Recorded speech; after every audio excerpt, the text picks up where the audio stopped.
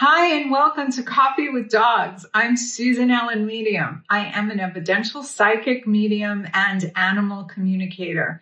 This podcast is a place to share insights into the spirit world and soulful stories of animals and what they can teach us about a life aligned with love. So grab your mug and let's dive into some magic together. Hi, Susan. How are you? Hi, Maria. How are you? Good. I'm great today. Welcome, everyone, to Coffee with Dogs. I'm your host, Maria. And before we begin, we'd like to remind all of you to tune in wherever you listen. Every 1st and 15th, Susan Allen drops a new episode of Coffee with Dogs. Also, if you can be so kind to give your 5-star ratings and share this with your friends and your loved ones, we'd really appreciate it. How you been, Yes, Susan? I'm doing great. I'm so happy to be here. I love doing this. I know you do, and so do I. Now, before we get started, let's talk about signs and communication from the other side. Like, Mhm. how can one person or people recognize signs from their loved ones who've passed over? I know you've talked about feathers and coins and such. So, how can you tell a real sign from wishful thinking? Oh, I love that. That's a great question. Well, most people won't believe their eyes or their ears. And that's why I'm here to say it's real. It feels so subtle. You're like, oh, I must have been imagining that. But it's really not true. You're not imagining it. It's so subtle and gentle. I think that's how the spirit world communicates is with subtleties and gentleness. There'll be your favorite song that comes on the radio, which leads me into the wonderful story of a client this last week. But they use suddenly you'll find photographs that you didn't see for years, or I remember there was a sign and symbol. My girlfriend came to visit. It was like 20 years ago, and her dad had just died, and I was close to him, and she was really close to him. And she comes in and she's like talking about her dad, and all three of my overhead lights in the kitchen, the spots, Yes. popped one after another the minute she What? mentioned her dad. So three of them popped like boom, boom, boom. And I was like, oh, your dad's here. And this is I'm kind of here. before, this was like I loved mediumship and I love psychics, but I didn't know I really was one because I wasn't doing evidential work at that point. Oh my gosh. So you I have to can, trust it. You have to really trust it, and it's so subtle. did it spook you out at first? Like, what is this? No, she said, that's my dad. Oh, Yeah, that was a crazy story. She was my best friend. And we haven't been in each other's lives for a long time because her life got busy because suddenly we never talked about this. She became a medium. And wow. how, I don't know, like out of the blue, people used to say, you guys are sisters. Yeah. And we saw a medium and said, you were sisters in a past life. And here I am, 5'6", brown, dark hair, and she's 5'1.5", and a little blonde girl with high cheekbones from her background was Swedish. So we were like, we don't even look alike, but we had so much in common. It's a really amazing friendship and relationship. And I remember running into somebody and saying, she became a medium. And I was just starting with mediumship. I know. So it might have been something that we had shared in a past life together. I don't know. Yeah, it was almost like you had an activation. You activated each other. We did. It was a very Yeah. soul-filled friendship and relationship at a very important time in my life. Absolutely. I believe that they do say that the eyes never change. So there's always an instant knowing, even though our bodies reincarnate into different form, right? Yeah, I notice the eyes change a lot with Mm. grief. I've talked about this on previous episodes. If you are really grieving the loss of a pet, it is a surreal loss, right? So Mhm. your eyes will could change color during that Mm. time. It's kind of scary, but then all of a Yeah. sudden after that grieving process and people will say I still miss my dog, but it gets easier. You can learn how to function and breathe, and you're not morning, noon, and night grieving that loss. And then your eyes will go back to its normal color. So if anybody's eye color changes, you're going to be okay. Yes. Now, what does a reading actually feel like from the medium side point of view? So, Mhm. how does your information come through, and why the evidence is so important when doing evidential mediumship? Well, the evidence is important for the person that's getting the reading. So they don't think that you looked them up on Facebook or something like that, which I just want to tell everybody I have a quadrillion other things I could do with my life. I like I like to be right with the evidence, Mm. and I never look people up. I mean, I talked about looking somebody up after the reading because I know I saw her dog on her shoulders. And she kept denying. And I'm like, that was his most fun he ever had because she was this tiny woman and he was this giant dog. And I just said, I know there's a picture. And I looked her up on Facebook after the reading, and there was the dog on her shoulders. That's the most I've ever looked anybody up. But the evidence is so, it's really for you. It's not for me. It won't make sense to me. Like the woman who had a reading with me. I know she listens to our podcast, so I'll mention her story and then I'll mention other things. But this woman had a reading with me. She's wonderful. And I said, why is your mother holding a brush? Did I tell you this one? I No, go, this your is new. mother's holding a brush. And she lost it. And she goes, oh my God, I was at my mother's grave. And it was Mother's Day. I was at her gravesite. And she's like, Mom, your grave is filthy. I need a brush. This is like, you can't make this up. She goes, Susan, I looked. She told me this after I said, your mother's holding a brush and your mother's laughing. And oh, here's my headsets. I better put them back on. Anyway, so she says, I look in the distance, and under a tree, there's like a dirty old brush, but she grabbed it and cleaned her mother's gravestone. Oh my goodness. So her mother was giving her the message that she was laughing over her cleaning her gravestone. Her mother was the one who helped find the brush, I guess, you know. But there's so much evidence that comes in. And I also did a reading for somebody last Friday, and the evidence came in with the man's name. I never know what's going to come in. I never know. Right.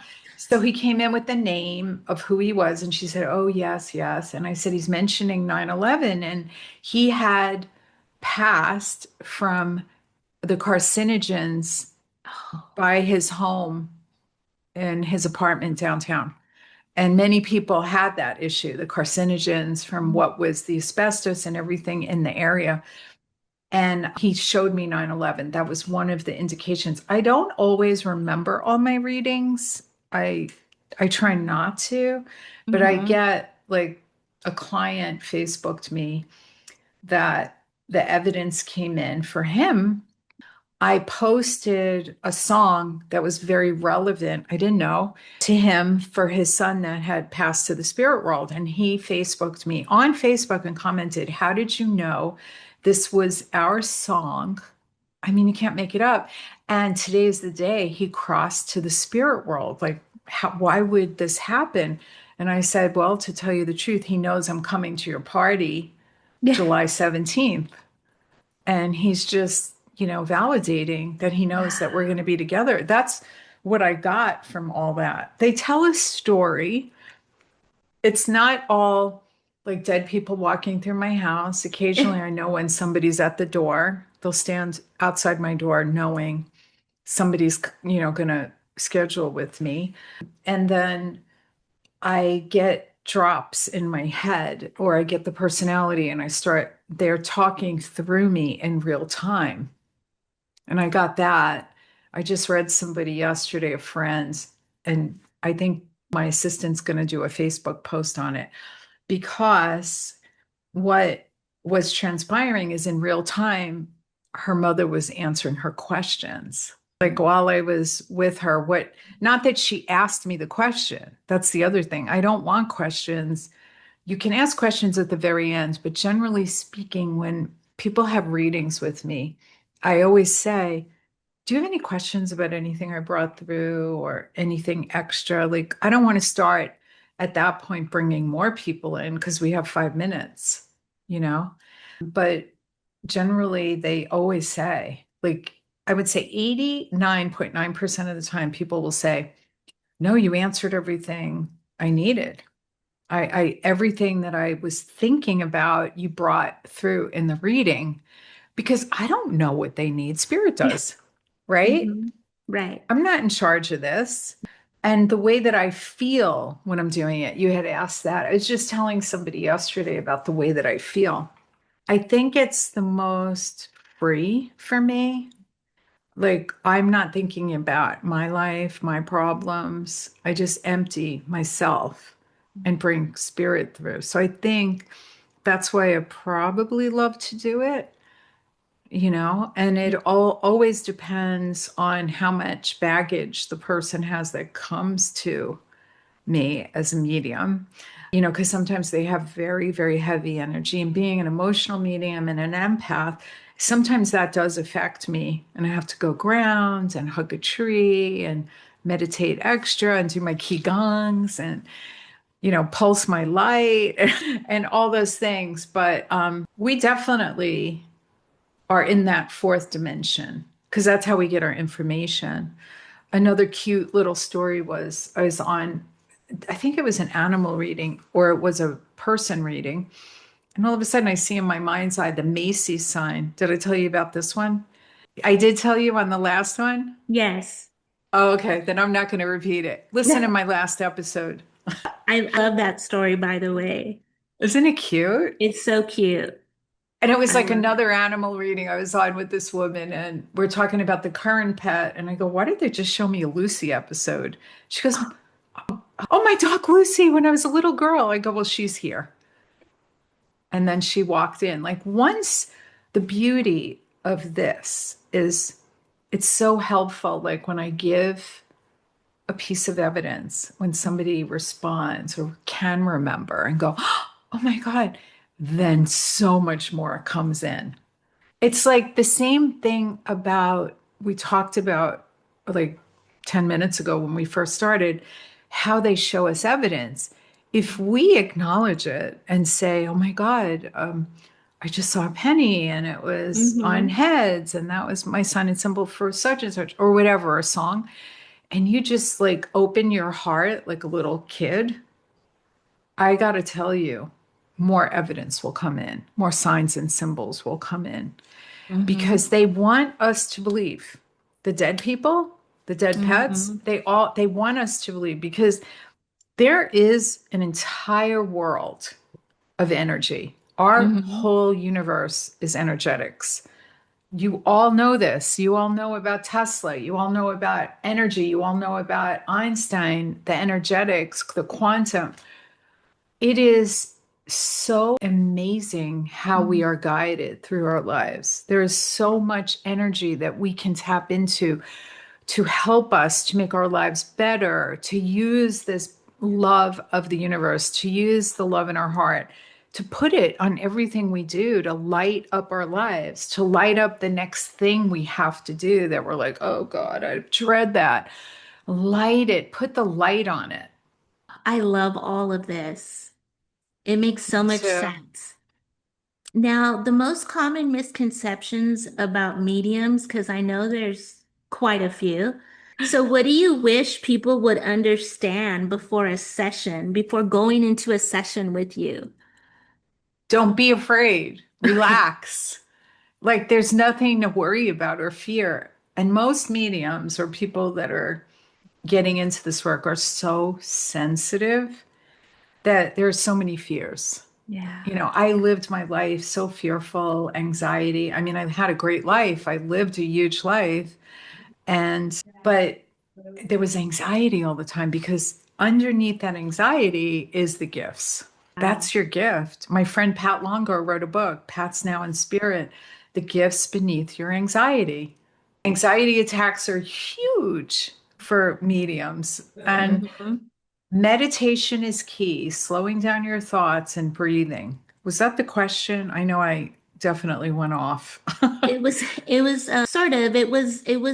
what's the most common misconception that people Mm, have about medium? perfect. that we are connected to something dark or Mm. evil, or my head's going to spin off its body, or, weird things. Like, I had a young girl, her session was paid for by somebody else. It was a gift. I think she was so terrified. And I said, I'm just getting you really nervous. Like I could feel that energy. And she Yeah. was like, yes, no, like an automaton, you know? And I kind of felt bad. And I thought, before you buy a gift certificate for somebody or want your friend to have an experience like you, make sure that they're ready Yeah. because I don't want people to be freaked out. Like, this is a joyful healing. You should leave a mediumship session as if you've had a healing, like something profound would shift in you. Absolutely. And the guy that I'm visiting in Italy for Mm-hmm. his anniversary, he had one mediumship reading with me for his son, two animal readings. And he just needed that one reading, you know? And he said, I no longer needed to see a psychiatrist over my son's death, and I no longer needed medication. Oh, So that's how wow. profound it was for him. Oh, And he didn't yeah. believe in this. Wow. Yeah. Yeah, and that go coincides with bringing in exactly what that client needs at that exact point of their time of their life. Yeah, it's just letting go as a medium, getting out of the way and really loving the person in my Zoom. Or people can see me in person in Southern California. I have an office. But Mm-hmm. the main thing is to get a healing. Like you want to walk away from a meet and not fluff. You don't want fluff. You want the evidence. That's why we're doing this is to give the evidence of life after death. And I was going to talk about, I did some studying in England at the Mm-hmm. famous Arthur Finley. And those, the difference between, I think, American mediumship and English mediums, the UK. I don't know if you experience this. I don't know what your experience is with working with the English. They give straight evidence. Joe Blow that lived on 93rd Street, who rode a bike, and then they give all this evidence, and then at the very end, and they'll go, darling, he just wants you to know that he loves you and he's here. That's not how I work. I give evidence, but I also give the message behind the evidence. Like, I really love that work because it also helps people in their current situation, in their current life, move forward Mm-hmm. and not be stuck. Yeah, I know you've given me messages that have healed me, inspired Mm. me, gave me clarity. I mean, you can name it. And it's all been evidential. And I know that most of the time when I ask you, hey, Susan, do you remember that time? You're like, no, I don't. Because Mm. it's almost like you said you're a conduit and you just Yeah. allow whatever Yep. needs to come in for that particular client. You're so gifted. I love you. Now, I love one of you. my last questions, why are some of the spirits that come through are louder than others, and why do some of them come in a little more quieter? Well, okay, so this is cool. It could be the medium and it could be you, Mm. right? And it also is the spirit. So I'll give you, for instance, there was a celebrity that came through. It was Suzanne Summers that came through for her hairdresser that I read. And I didn't recognize her, but she said, I'm the blonde bombshell. And the hairdresser knew exactly who was there. They were very close. He traveled with her and everything. And she brought through specific messages for him for his healing. And I didn't know the backstory, of him and her. I didn't really know how close they really were, but how she was presenting in the reading was like she was still a celebrity. Like, they're great communicators, celebrities, entertainers, and you kind of need to be to do this work. It's got to be fun and exciting, and you want to story tell. And I don't mean tell stories. I mean story tell of the dead person or the dead animal. You're storytelling their life with you, not making up stories, giving evidence of life after death, but in a meaningful way. People will say, that's exactly how they would talk to me. They would say that, or that's exactly how he would act. This was all very, very meaningful to Mm-hmm. the person getting the reading. It has nothing to do with me. That's why I say, like, they chose me to be a conduit. Like, Yes. I wasn't looking for this. Oh, I loved mediumship. And I felt personally mediumship helped heal my life in so many ways, But I was, I just didn't think I'd end up being a medium. And here I am. And it's the most beautiful, happy work that I've ever done. That's so special. Well, thank you so much for this session. I Thank really you, enjoyed sweetheart. this talk with you. And for everyone out there, don't forget you can find Susan's Coffee with Dogs on Apple Music, Spotify, YouTube. She's all over the platform. She's on Instagram, Facebook. Susan, is there anything you'd like to say to your viewers before you leave? Thank you again for being here, for listening to us, and share and let people know about this wonderful podcast. If it helped you, I would love for you to share. Thank you, Maria. Thank you, Susan. Have a good one. You too, sweetheart. Thanks for joining me for another episode with Coffee with Dogs. I'm your host, Susan Ellen Medium, and I would love for you to write and review the podcast wherever you listen. This helps everyone find me. Thank you so much for spending time with me today. From my soul to yours, and from our animals to us all.